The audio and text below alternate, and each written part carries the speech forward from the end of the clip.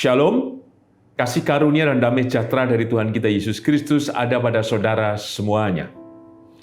Kita berjumpa kembali dalam renungan mingguan hari ini, Jumat 20 Oktober 2023. Renungan didasarkan dari kitab 1 Petrus pasal kelima, ayat 1 sampai dengan kelima. Sebelum kita merenungkan sabdanya, mari kita menyatukan hati di dalam doa. Bapa yang penuh kasih, kami mengucap syukur untuk setiap kebaikan, kemurahan, pertolongan yang Engkau nyatakan dalam kehidupan kami. Kami sungguh menemukan pengharapan dan topangan yang dari-Mu. Dan inilah kami yakini sebagai karya-Mu yang menyelamatkan kami. Maka kebenaran firman-Mu yang hendak kami renungkan bersama, kami percaya Tuhan. Ini juga yang menjadi anugerah dan berkat-Mu, supaya iman kami terus terpelihara dalam kasih dan mujizat-Mu itu. Maka berfirmanlah ya Tuhan Yesus, kami siap mendengarkannya dan melakukannya.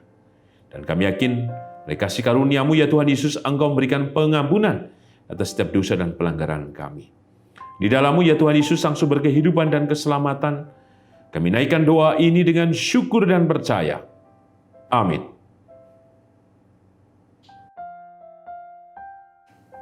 Satu Petrus pasal kelima, ayat 1 sampai dengan kelima. Demikian sabda Tuhan. Gembalakanlah kawanan domba Allah. Aku menasihatkan para penatua di antara kamu. Aku sebagai teman penatua dan saksi penderitaan Kristus, yang juga akan mendapat bagian dalam kemuliaan yang akan dinyatakan kelak. Gembalakanlah kawanan domba Allah yang ada padamu. Jangan dengan paksa, tetapi dengan sukarela sesuai dengan kehendak Allah. Dan jangan karena mau mencari keuntungan, tetapi dengan pengabdian diri. Janganlah kamu berbuat seolah-olah kamu mau memerintah atas mereka yang dipercayakan kepadamu. Tetapi hendaklah kamu menjadi teladan bagi kawanan domba itu. Maka kamu, apabila Gembala Agung datang, kamu akan menerima mahkota kemuliaan yang tidak dapat layu. Demikian jugalah kamu, hai orang-orang muda, tunduklah kepada orang-orang yang tua. Dan kamu semua rendahkanlah dirimu seorang terhadap yang lain. Sebab Allah menentang orang yang congkak tetapi mengasihani orang yang rendah hati. Berbahagialah kita yang merenungkan sabda Tuhan dan berbahagialah kita yang percaya. Haleluya. Amin. Yang kakung, yang putri, Bapak, Ibu, Saudara, dan anak-anak, tema renungan mingguan hari ini Jumat 20 Oktober 2023 adalah jangan dengan paksa. Kita mungkin pernah merasa memaksa dan dipaksa. Bagaimana rasanya jika kemudian kita memaksakan diri? Tentu banyak energi yang keluar. Misalkan, memaksakan diri memasak sampai dini hari. Apa hasilnya? Tentu kita kadang kehilangan konsentrasi. Mungkin jadi kasinen, gosong, rasanya ora karu-karuan.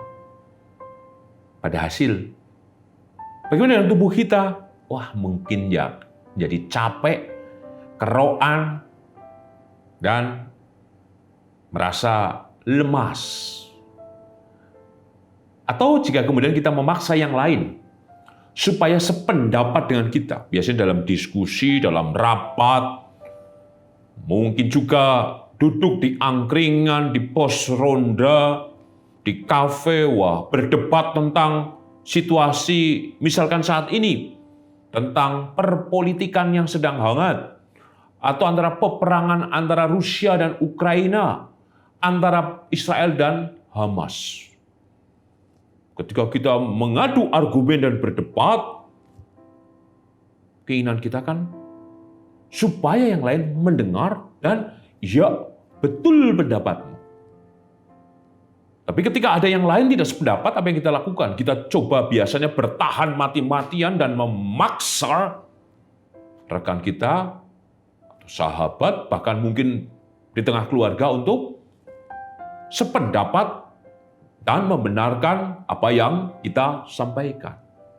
Itu soal memaksa. Bagaimana kalau kemudian kita dipaksa?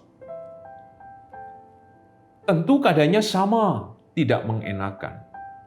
Lagi enak-enakan tidur, tangi. Wah, pusing. Lagi enak-enakan mengerjakan tugas, tolong belikan bakmi Jowo. Waduh, rasanya mungkin dongkol, mangkel, dalam situasi yang mungkin membuat emosi menjadi naik, pikiran menjadi kenceng. Soal dipaksa. Soal memaksa dan dipaksa inilah yang kemudian diperhatikan dengan sungguh di teks ini. Bahwa semua harus dilakukan dengan rendah hati dalam relasi dengan yang lain. Antara pemimpin jemaat dengan jemaat itu sendiri. Disebutkan penatua dengan jemaat dan jemaat dan penatua. Termasuk di tengah dalam kehidupan rumah tangga. Antara yang muda kepada yang tua harus menghormati. Tetapi bukan hanya kemudian yang dipaksa adalah yang muda harus menghormati yang tua. Oh tidak, teks ini tidak demikian juga. Bahwa teks ini juga, jika membaca berikutnya, semua yang tua juga harus menghormati yang muda. Semua dibungkus dalam kehidupan yang tidak boleh saling memaksa dan dipaksa. Dan semua didasarkan pada kehidupan yang rendah hati. Mari kita perhatikan. Di ayat yang pertama sampai kedua. Aku menasihatkan para penatua di antara kamu. Aku sebagai teman penatua dan saksi penderitaan Kristus yang juga akan mendapat bagian dalam kemuliaan yang akan dinyatakan halal. Menasehatkan. Berarti apa sih? Supaya para penatua atau pemimpin jemaat jejak dalam panggilan imannya. Untuk apa? Menjadi teladan. Dalam apa? Dalam belas kasih. Dalam apa lagi? Dalam kehidupan melayani jemaat dengan tulus, dengan penghargaan kepada yang lain, tidak merasa bahwa dirinya aku adalah pemimpin jemaat sehingga aku bisa melakukan semuanya. Tidak demikian. Tetapi sang penatua harus hadir sebagai pelayan. Kita perhatikan kembali ayat yang kedua. Gembalakanlah kawanan domba Allah yang ada padamu. Karena apa? Penatua ini menjadi gembala. Gembala berarti menjadi, bukan hanya menjadi pemimpin saja, tetapi menjadi teladan. Teladan yang seperti apa? Disebutkan, jangan dengan paksa, tapi dengan sukarela sesuai dengan kehendak Allah. Dan jangan karena mau mencari keuntungan, tetapi dengan pengabdian diri. Inilah sebagai bentuk, bagi seorang pelayan, pengabdian diri. Maka inilah menjadi pesan pertama bagi kita. Dalam kehidupan rumah tangga kita, mari kita hadir menjadi seorang pelayan, mengabdikan diri. Tidak kemudian menang-menangan, memaksa, atau kita merasa dipaksa, mengintimidasi, atau kita merasa didiskriminasi. Jangan sampai itu terjadi. Oh, orang tuaku pilih kasih. Oh, bapak milih anak pertama, ibu milih anak kedua. Jangan sampai. Itu terucap dan terjadi. Tapi biarlah satu sama lain dalam kasih. Untuk apa? Kembali firman ini. Menasihatkan kepada penatua berarti menasihatkan juga untuk seluruh anggota keluarga. Untuk apa? Saling hadir mengabdikan diri. Supaya jadi kawanan domba. Jadi kawanan umat percaya yang terus bersatu dan menyatu di dalam kasih Tuhan. Semuanya harus menjadi terbuka. Semuanya harus masing-masing menopang. Dan semuanya harus saling mengerti apa tugas saya. Karena yakinlah dari tengah kehidupan keluarga, sebenarnya satu sama lain menjadi berkat. Tidak perlu ada yang mendominasi, karena saya adalah yang mencari uang, maka saya yang berkuasa. Oh tidak demikian. Tanpa pasang hidup, kita juga tidak bisa mengerjakan apa-apa. Anak-anak tanpa kehadiran orang tua, jika punya sesuatu mau jadi apa? Bukankah orang tua punya peran dan menjadi berkat yang besar untuk anak-anak? Demikian juga anak-anak. Bukankah kehadiran orang tua menjadi hal yang baik untuk anak-anak? Dan sesungguhnya juga kehadiran anak-anak di tengah keluarga menjadi penghiburan dan berkat. Untuk itu kiranya satu sama lain bisa menghargai dan menemukan semangat, disebutkan pengabdian diri, agar kawanan atau keluarga kita tetap damai dan sejahtera. Itulah pesan yang pertama. Pesan yang kedua, mari kita perhatikan. Di ayat yang ketiga sampai dengan ayat yang keempat. Janganlah kamu berbuat seolah-olah kamu mau memerintah atas mereka yang dipercayakan kepadamu. Tetapi hendaklah kamu menjadi teladan bagi kawanan domba itu. Maka kamu, apabila gembala agung datang, kamu akan menerima mahkota kemuliaan yang tidak dapat layu. Jadi pesan kedua adalah kita perhatikan secara khusus ayat ketiga, menjadi teladan. Tadi kita bicara di dalam kehidupan rumah tangga pada pesan yang pertama. Pada pesan yang kedua, dalam komunitas orang percaya dalam kehidupan bergereja. Kiranya disebutkan seperti di ayat yang ketiga, siapapun kita sebagai pelayan jangan pernah ada yang menganggap diri lebih dari yang lain. Mencari keuntungan malahan. Demi apa? Hormat, kuasa, dan lain sebagainya. Oh, no, no, no. Artinya tidak. Jangan dilakukan. Tapi bangunlah semuanya dalam dialog yang mesra satu sama lain. Bukan lagi saatnya ngincer. Bukan saja membelenjeti, buka kesalahan yang lain. Tapi apakah aku, menjadi pertanyaan reflektif, bisa menjadi teladan? Artinya, apakah ada sesuatu dalam diriku yang bisa menjadi berkat untuk kehidupan bersama? Pada sisi yang lain, apakah dalam diriku ada yang tidak bisa menjadi teladan? Yang jangan-jangan kehadiranku tidak menjadi damai sejahtera bagi yang lain. Mungkin karena aku tidak mengabdikan diriku dalam kasih dan dalam kerendahan hati. Maka teks di ayat ketiga dan 4 mengantar kita bersama dalam pesan yang kedua ini. Mari kita saling melayani, saling mengabdikan diri. Bukan mencari hormat atau kuasa. Tetapi bersama-sama untuk menemukan apa? Di ayat keempat. Menerima mahkota kemuliaan. Bicaranya kini dan nanti. Berbicara tentang apa? Tentang kuasa, tentang penyertaan, tentang keselamatan yang dari Tuhan Yesus. Untuk itu mari kita terus berjuang. Panjenengan semua sudah melakukan, tetapi ada yang belum. Maka yang belum, mari terus usahakan. Kalau panjenengan sudah melakukannya, artinya panjenengan bisa untuk melakukan yang belum, untuk menjadi sudah. Dan sebagai penutup, tema hari ini, jangan dengan paksa.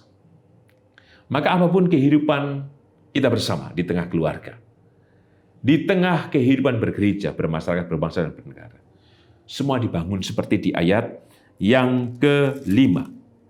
Sebab Allah menentang orang yang congkak, tetapi mengasihani orang yang rendah hati.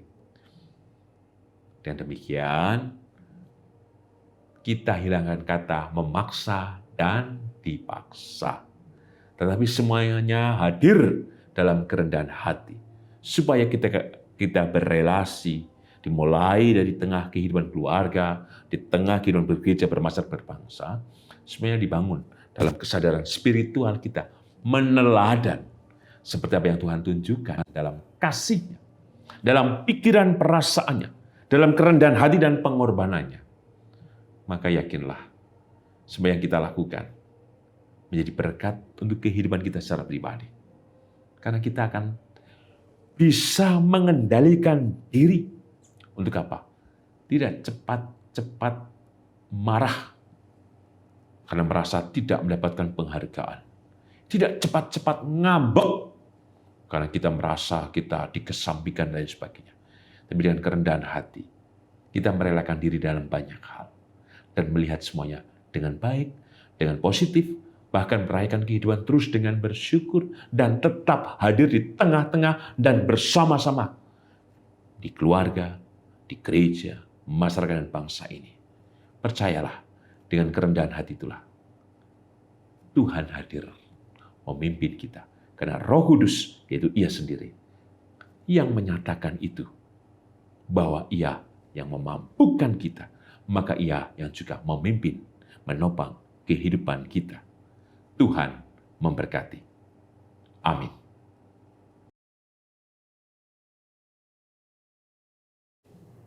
Mari kita menyatukan hati di dalam doa. Bapa yang penuh kasih, kami ucap syukur untuk kebenaran firman-Mu, supaya segala sesuatu bukan dengan paksa, tetapi dengan kerendahan hati kami. Kami ucap syukur Tuhan, firman-Mu terjadi dalam kehidupan kami, supaya kami tetap menjadi teladan dimanapun kami berada, dimulai dalam kehidupan keluarga dan kehidupan bersama di gereja. Tolonglah kami Tuhan. Demikian juga Tuhan, kuasa-Mu hadir kami yakini, yang menolong hamba-hamba-Mu Tuhan, jemaat gereja Kristen Jawa Sarimul, yang dalam keadaan sakit dan pemulihan kesehatan khususnya. Bapak dan Ibu Priyono, Ibu Ami Birowo, anak Amoresia, Ibu Sri Utami Suprapto, Ibu Margono, Bapak Ngatimin, Bapak Cahyo Muntade, Ibu Nuning Lingga, Bapak Sahrun, Ibu Neti Paulina Pakpahan, Ibu Frida, Ibu Endang Tugirin, Bapak Warsito Utomo, Ibu Endang Joko Triyono, Ibu Sarti Budi Santoso, Bapak Repin Sukarsono, Bapak Edwin Krusma Yulianto, Bapak Anggit Bagus Nugroho, anak Nasya Alana, Ibu Widianti Susanto. Demikian juga atas kehidupan Ibu Susilowati. Kami percaya Tuhan rahmat berkat dan kasih setiamu Tuhan, yang memberikan kekuatan, pemulihan, dan karya mujizat-Mu bekerja, menyelamatkan dan menyembuhkan jemaat GKJ Sarimulyo yang dalam keadaan sakit dan pemulihan kesehatan. Kami percaya Tuhan. Demikian juga Engkau hadir memberkati Ibu Rusmiati Buyung, Ibu Sarno, Ibu Tukira Sariman, Ibu Rusmiati Suharti, Ibu Murjangkung, Ibu Endang Karno, Bapak Budian Dono, Ibu Kun Mariatin Subhati, Ibu Joy Pawiro, Bapak Sadal Paulus, Bapak Kristen Dauribu, Bapak Elias Sariman, Bapak dan Ibu Sunarto Sabutro, Ibu Marti Utomo, Ibu Yatmiatini Rusti, Bapak Suprapto, Ibu Sri Suwarsi Rahayu. Kami percaya Tuhan, tangan kasih dan berkat-Mu hadir atas kehidupan hamba-hamba-Mu yang sudah memasuki masa diuswa atau lansia, di mana mereka juga oleh karena keterbatasan beberapa hal fisik dan juga hal yang lainnya, mereka tidak bisa bersama dengan kami dalam ibadah-ibadah. Kami yakin Tuhan Engkau hadir memberkati hamba-hamba-Mu ini dengan kekuatan, kesehatan, dan keselamatan yang dari-Mu. Berkati seluruh keluarga mendampingi. Kami yakin Engkau memberikan kesabaran, kekuatan, dan damai sejahtera, serta berkat-Mu melimpah atas mereka. Kami juga berdoa atas setiap pergulatan-pergumulan kami dan harapan kami. Kami yakin Tuhan kasih rahmat dan berkat-Mu menolong dan memberkati kami, sehingga segala hal yang kami tanggung, Engkau Tuhan menopang, dan Engkau menyatakan kuasa dan mujizat-Mu atas kami. Mampukan kami terus percaya, mampukan kami terus berserah, mampukan kami terus untuk memiliki pengharapan yang kuat kepada-Mu ya Tuhan Yesus. Demikian juga atas kehidupan anak dan cucu kami, dalam pekerjaan rumah tangga, dalam juga studi mereka, dan setiap aktivitas apapun yang dilakukan oleh anak dan cucu kami. Kami percaya Tuhan rahmat dan berkat-Mu menyelamatkan kehidupan anak dan cucu kami.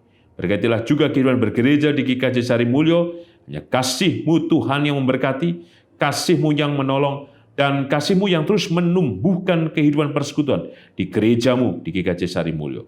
Demikian juga untuk bangsa dan negara kami Indonesia.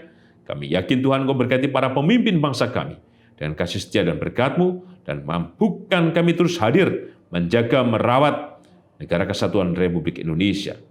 Kami juga berdoa untuk perdamaian dunia, peperangan antara Rusia dan Ukraina, Israel dengan Hamas. Tolonglah ya Tuhan, supaya semua berhenti oleh karena kuasa dan mujizat-Mu, sehingga perdamaian dunia terwujud oleh karena damai sejahtera-Mu Tuhan yang melampaui segala akal.